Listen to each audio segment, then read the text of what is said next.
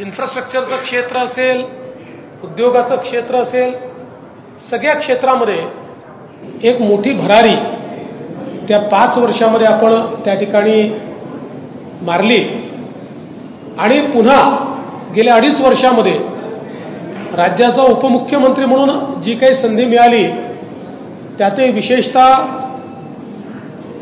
ऊर्जा विभाग असेल, इरिगेशन विभाग असेल, होम असेल, गृहनिर्माण असेल, अशा अनेक खात्यांचं काम करताना ऊर्जा विभागामध्ये तर पुढच्या 25 वर्षाचा रोडमॅप ऊर्जा विभागाचा आपण तयार केला आहे आणि पुढच्या 2 ते 3 वर्षात ही परिस्थिती येईल की पहिल्यांदा उद्योगासहित सगळ्या प्रकारचे इलेक्ट्रिसिटीचे दर हे आपण कमी करू शकू अशा प्रकारची आज व्यवस्था ही ऊर्जा विभागामध्ये आपण उभी केलेली आहे।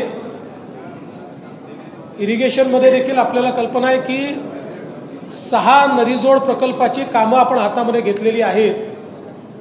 ही 6 नदीजोड प्रकल्पाची कामं महाराष्ट्राचं ट्रान्सफॉर्मेशन करणारी आहेत।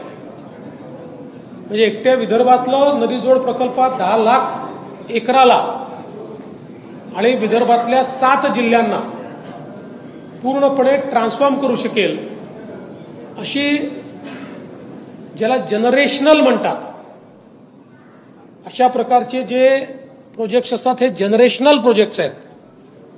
असे प्रोजेक्ट्स हे सगळे आपण हातामध्ये घेतलेले आहेत।